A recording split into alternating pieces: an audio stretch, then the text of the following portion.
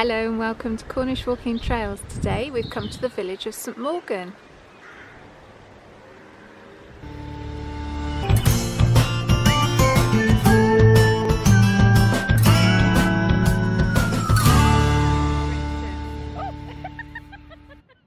Here we are today. We've come to St Mawgan. It's inland. It's actually very close to Newquay Airport. We might see one or two big planes going overhead. We've got a wonderful walk today around St Mawgan and the Vale of Lanherne, or Lanherne, I expect that's how they pronounce it up here. To help us grow our channel, please subscribe. So you'll actually find the car park here in St Mawgan. It's at the bottom of the village, and it's actually behind the St Mawgan Stores Tea Room and Gardens. It's a nice big car park. It's a private car park, and as of May 2019 it's free of charge. We've got a new book today, Top Walks in Mid Cornwall by Hurley. We've chosen to do the first walk, St Mawgan and the Vale of Lanherne. So the instruction says to head out towards the church and turn right. So we're just sat in the churchyard trying to relate the instructions to the map. This is a figure of 8, and we're just trying to debate which bit of the figure of 8 we end up doing first. Oh, we can't figure it out.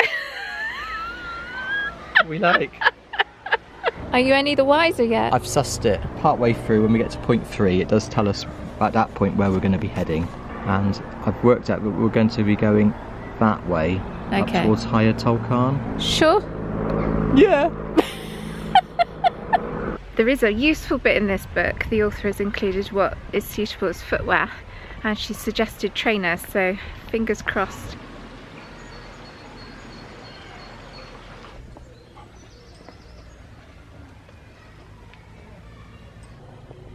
Mouse house. So cute. And we're heading up that way.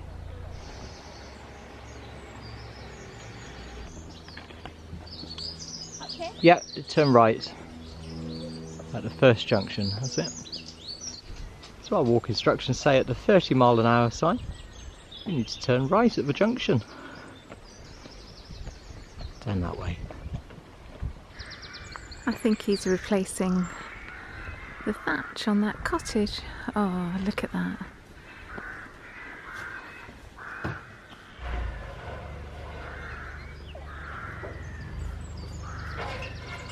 Looks beautiful, doesn't it?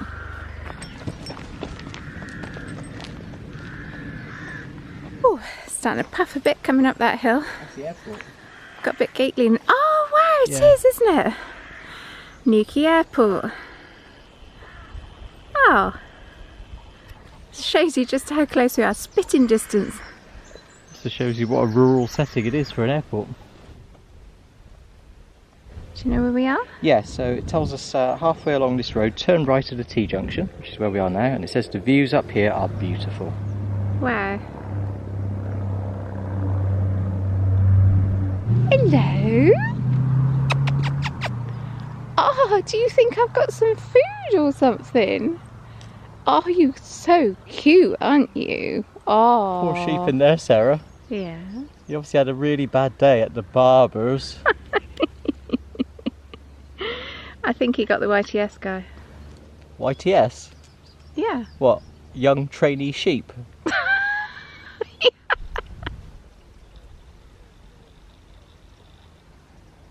Beautiful wisteria, just starting to come out. So past Saffron Close Farm Shop. Cauliflowers, Sarah. Potatoes, apples, onions, carrots, tomatoes and butternut squash. That's lunch sorted out. Look at that view, you can see the outline of the China clay tips. There are some lovely views up here. Our next instruction, take a right near the Outtakes sign. If you want to experience the Cornish countryside, this is definitely the walk to do.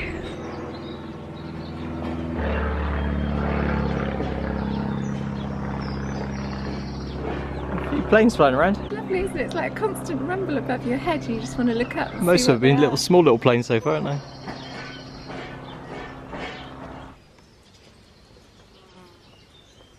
Next instruction says follow the public footpath sign to Laurie's Mill And St Mawgan, yeah, we saw you the first time. Go on you go. Pointing to the sign. Walk on. Yeah, the sign's pointing to you as well. Again. No, go on. Go on. Walk on.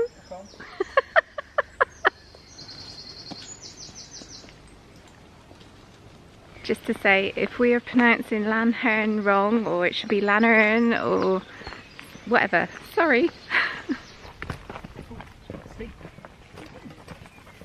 It's a beautiful little country lane, isn't it? Quite steep going down here. Yeah. And there's evidence, I think, that water has probably been running down here Tracking when it's been down. wet. Yeah, I agree. It's lodged a few of the stones, yeah. So the author does note that this can get quite slippery in the winter. Don't know quite how that marries up with the trainers at the moment. I think maybe walking boots would be better. I would prefer to use walking boots anyway. Oh, I just nearly went, didn't I?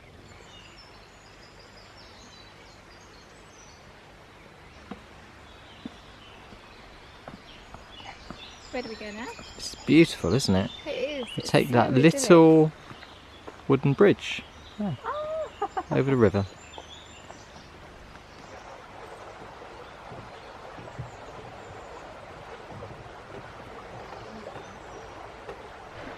So we're just stood on this bridge, listening to the tumble, gentle tumble of this river. Isn't it so calming? What a river this is, you know.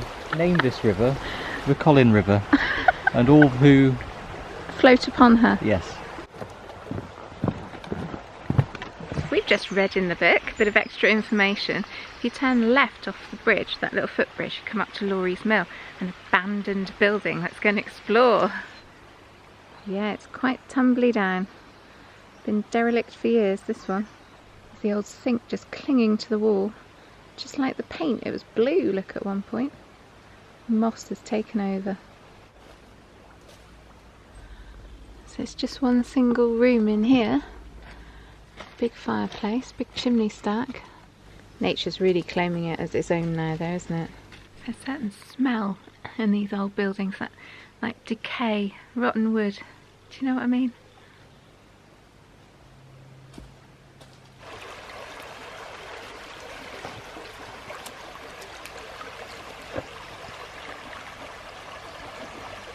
Come on, boy. This is beautiful, isn't it? Oh, it's got a lovely fragrance. Very pretty.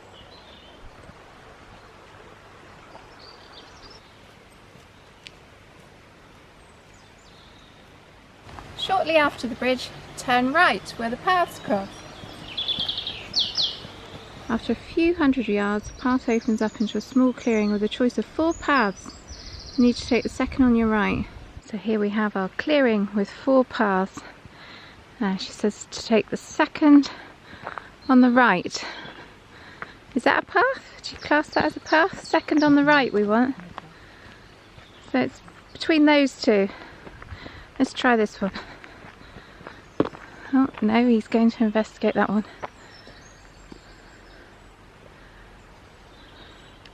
You're going to choose that one. Right, okay, let's give it a go. Small clearing with a choice of 4 paths. You take the second on your right, we take the first on the right. Looks like we're going back this way, huh? Okay, so he's still debating. What's confusing us is whether we class this track opening as a path. I think it is this way. Right. Okay. The description is it'll go slightly uphill, which is what we're doing. So hopefully we're on the right path.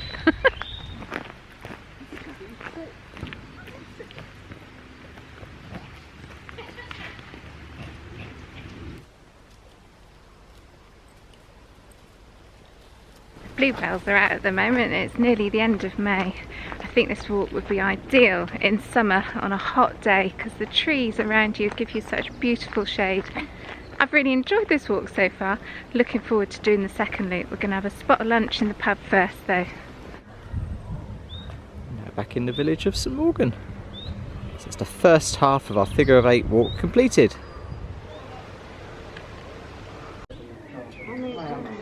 We've decided to have lunch at St Mawgan Tea Room and Garden.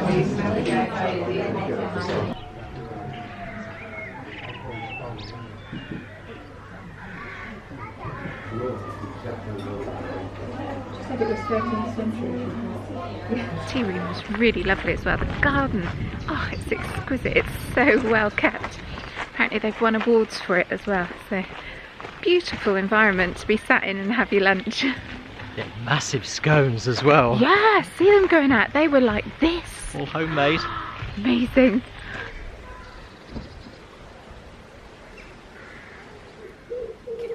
He wants to go and pick up. Well, who can blame him? It looks fantastic.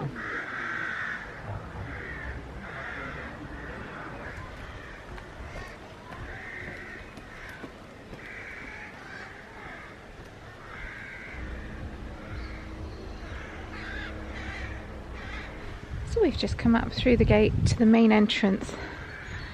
Beautiful building. Looks like it's being restored, maybe?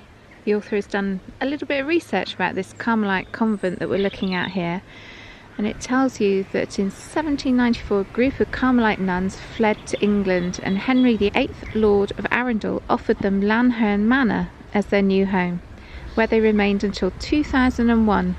So here's the little chapel. Unfortunately today it's closed because they're carrying out repairs to the glass.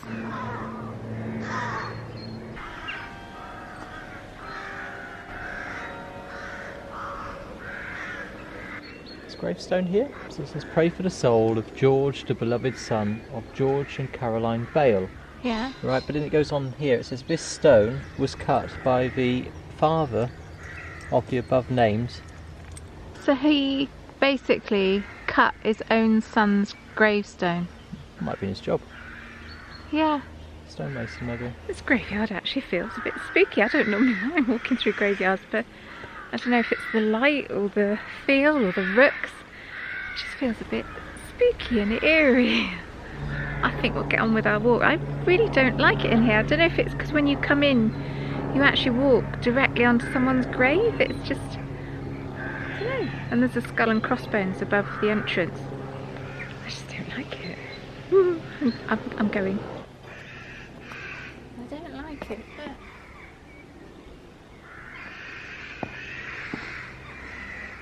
really tall, ornate wall, and here's the beginning of the Stations of the Cross.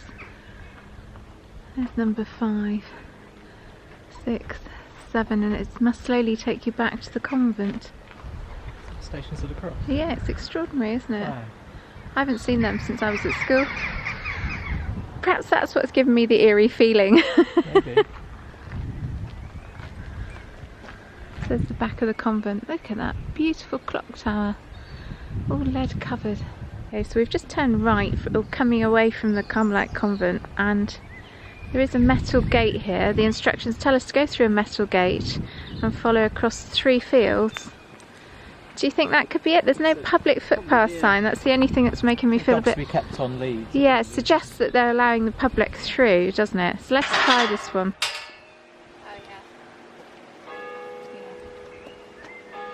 Come on then, crossing 3 fields now. Is that called the Carmelite convent? Yeah. It's just like a diet chocolate bar. Caramel light? Yeah. Very good, I like that.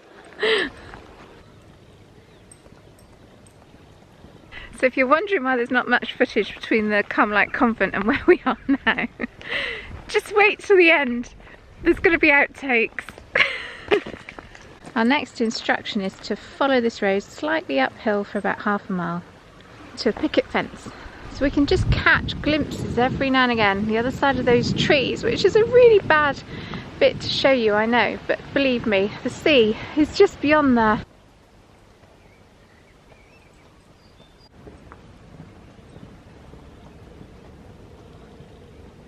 Look at this old barn. It's being supported by these big props at the moment.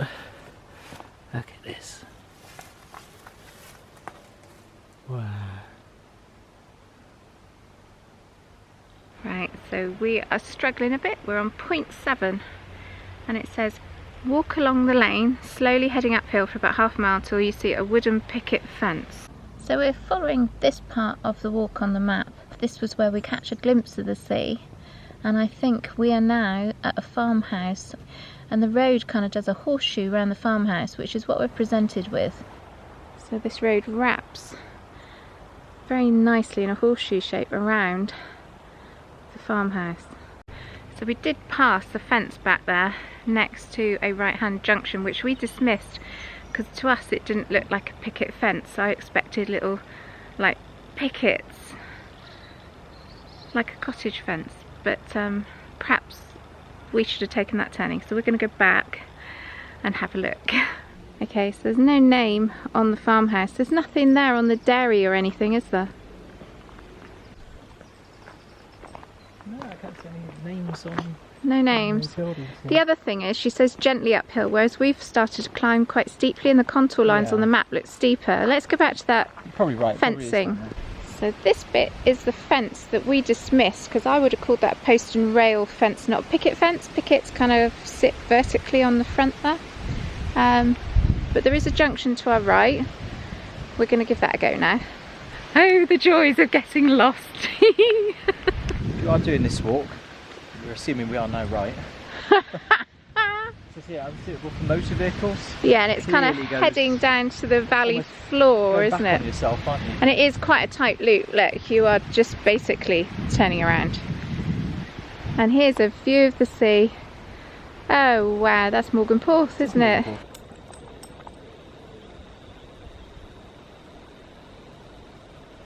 Don't know if you've noticed, but that water trickling down the hill, it's making it quite muddy. Sarah? Yeah. I think this is correct. It's raining. I've seen a sign for Ford, and on the other side of the valley I can see a lane going up by some farm buildings. Yeah. Yeah. Also Okay. I can also see a two-headed horse. Do you want me to ladies and gentlemen, for your viewing pleasure, I present to you a two-headed horse.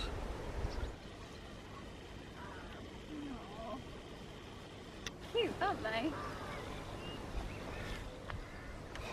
Let me out. This valley is so peaceful. Just met our first crossing of the river. Look. Can you work it out? We've got to wade through that now. Trainer's going to get wet. Oh, clean! Ah! You figured it out, have you? No. Off to the left. Where are you going?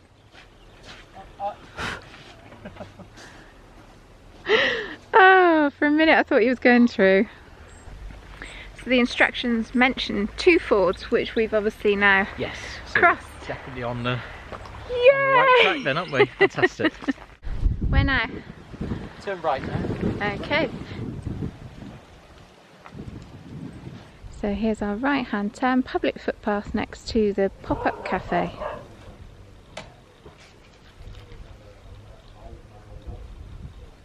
So we follow this footpath now until it ends at a stile. Back to St Mawgan. Down here.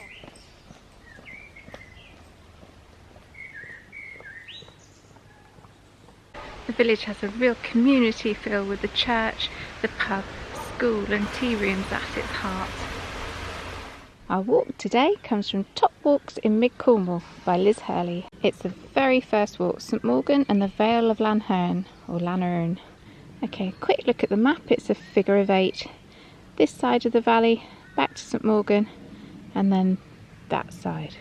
Our walk today from St Mawgan through the Vale of Lanherne. It's a figure of 8 walk today, and we did it in 2 halves. Yeah, I've been wanting to do this walk for ages. It's 4.5 miles and it's relatively easy. So close to Newquay, and yet it's so peaceful, tranquil, calming, lovely walk. We did get lost. Twice. But through a combination of rereading the instructions and looking at where we were on the map, we did manage to work it out. Eventually we got back on track. So what would you score it? I think for me, I would say it's going to be a 7 out of 10 for me. Yeah, I think we have to mark it back a bit because we did struggle we struggled to get started and struggled a couple of times. Sure? Yeah. Sort of more in the winter time, you probably will want your walking boots, not trainers. Good point.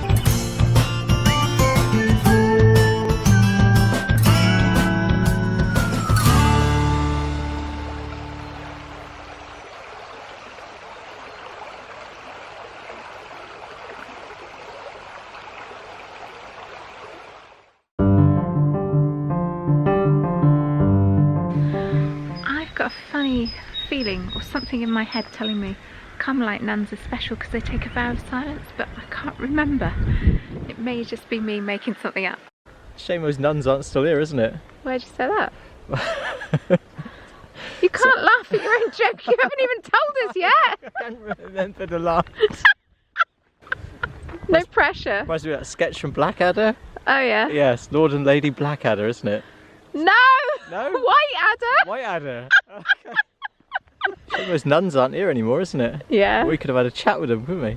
Yeah, why'd you say that? We could say to them, so, it's very interesting. Tell me about your vow of silence. That's not the line! No. So it's Lord Percy, and he's a bit like this, isn't he? And he goes, so, Lord Whiteadder, a vow of silence. That's very interesting. Tell me about it. Okay, now I've given him the line. Right. So it's from Blackadder, isn't it? Yes. Yeah, Lord Percy. Yes. Yeah, so Lord and Lady Whiteadder. Yes. Yes. And? So, Lord and Lady Blackadder. No, Whiteadder. So, Lord and Lady Whiteadder. A vow of silence, eh? That's really interesting. Tell me about it. Hooray!